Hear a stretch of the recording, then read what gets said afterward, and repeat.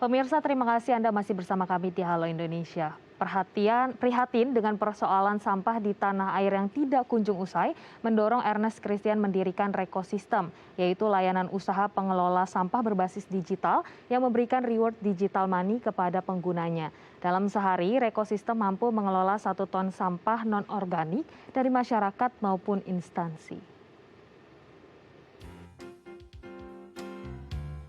Kementerian Lingkungan Hidup dan Kehutanan mencatat hingga akhir tahun 2020, total produksi sampah mencapai 67,8 juta ton.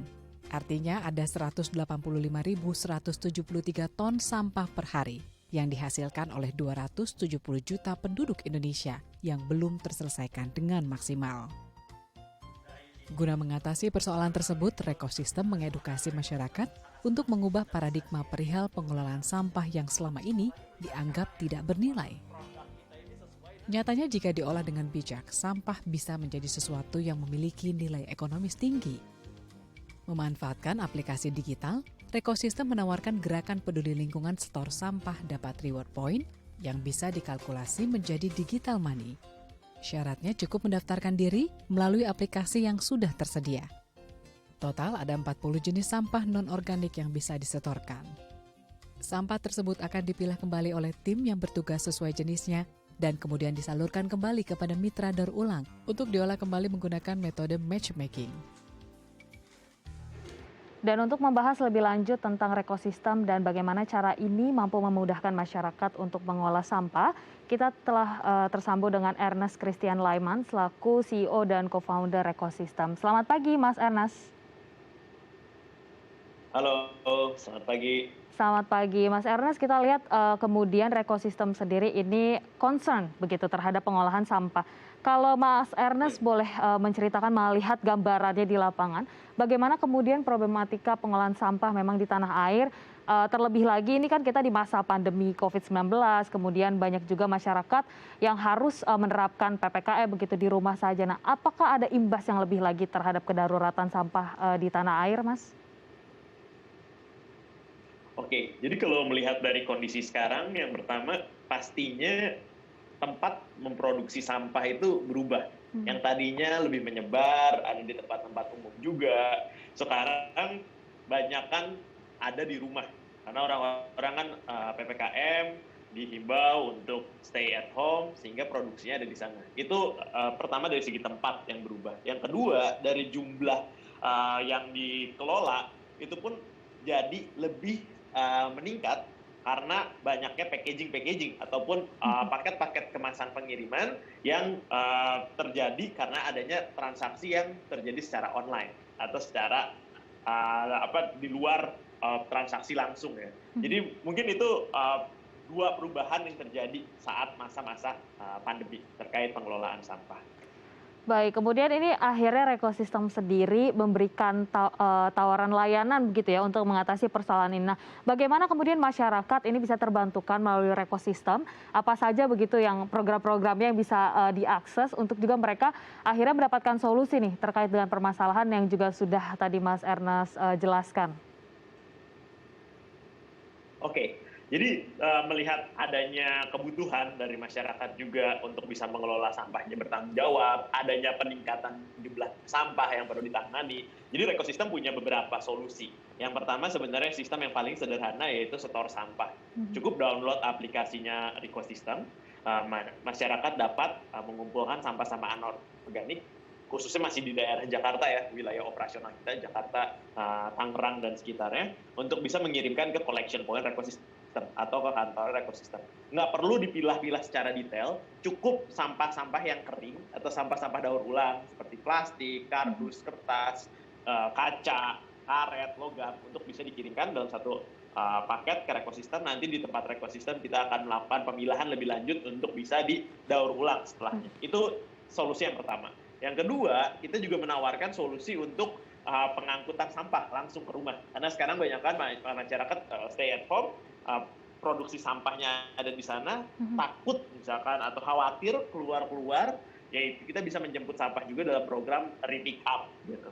Yang ketiga, khususnya memang untuk tempat-tempat bisnis yang ingin sampahnya terkelola, kita juga dari pick up khusus bisnis. Mungkin itu ya program-program untuk sampah-sampah anorganik. Di luar itu sebenarnya kita juga ada produk pre-compost untuk sampah-sampah organik. Orang-orang untuk memulai composting di rumah dengan starter kit yang disediakan oleh ekosistem berupa ember komposter dan material pendukung.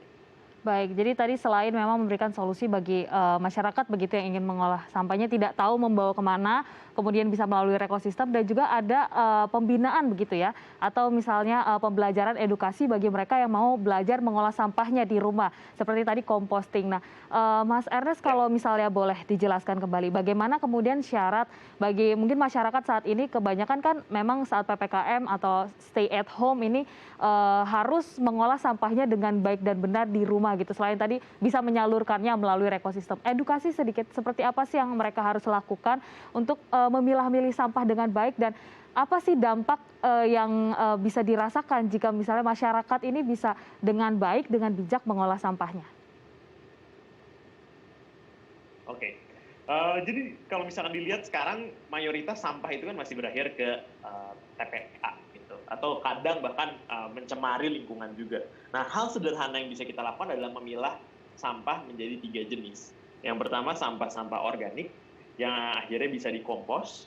Yang kedua sampah-sampah, mungkin pertama sampah organik dulu kali ya. Sampah organik itu sampah-sampah yang mudah membusuk gitu. Sisa makanan, kotoran hewan, yang bisa sebenarnya secara mandiri itu terdegradasi, biodegradable materialnya. Yang kedua sampah-sampah kering, anorganik. Ini yang bisa didaur ulang nih, yang bisa disetorkan ke ekosistem, yang pasti akan didaur ulang di tempat ekosistem dengan di matchmaking dengan mitra-mitra daur ulang. Apa aja sih ini sampah-sampah? Biasanya kita sebutnya sampah kering. Itu seperti plastik, kertas, kardus, logam, kaca, karet, nah itu yang bisa didaur ulang. Nah sisanya itu yang benar-benar bisa dikatakan sampah. Ini yang biasanya masih dikelola di fasilitasnya pemerintah atau dikelola oleh di TPA. Gitu. Sebenarnya hanya sampah ini harusnya yang berakhir ke sana. Ini tuh seperti sampah-sampah tisu bekas, puntung rokok, sampah dari toilet seperti pembalut atau popok. Nah ini sampah-sampah yang sebenarnya masuk kategori residu yang masih minim tempat pengelolaan dan daur ulangnya sehingga masuk kategori residu. Baik, ini kembali lagi soal pengolahan sampah begitu. Ketika masyarakat akhirnya memang menyalurkan sampah-sampahnya begitu kepada ekosistem.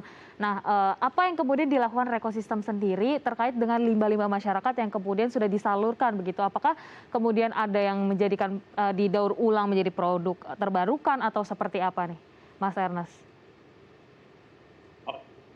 Oke, jadi kalau dari ekosistem kita fokusnya di pengelolaan. Pengelolaan ini artinya apa? Pengumpulan, pemilahan, dan pendistribusian ke mitra-mitra daur ulang.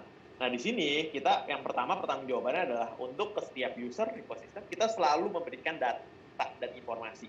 Jenis-jenis sampahnya apa aja, seberapa banyak, dan sebenarnya berapa banyak emisi karbon yang bisa diselamatkan. Jadi transparansi data yang kita lakukan. Yang kedua, memastikan sampah-sampah ini bisa terdistribusi ke mitra daur ulang yang tepat. Seperti kalau sampah yang organik, kita daur ulang menjadi pakan ternak di site terkanan ekosistem, site yaitu lalat-lalat hitam. Yang kedua diubah juga menjadi biogas dan pupuk organik cair dan padat.